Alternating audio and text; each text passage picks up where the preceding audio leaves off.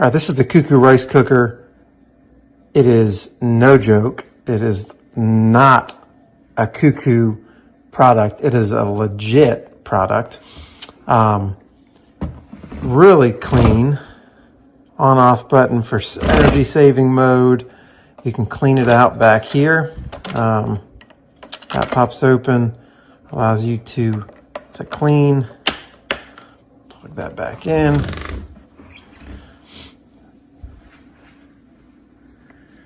Again, this right here is what pops it open. Oh, it's actually locked right now, so it thinks it's cooking, which it's actually not. So thankfully, it didn't pop open. Let's see, unlock it there. Pop it open.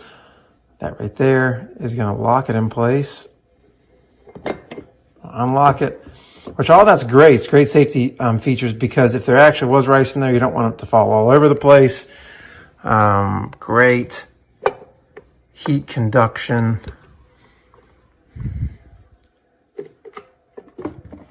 A lot of different features here. See the settings.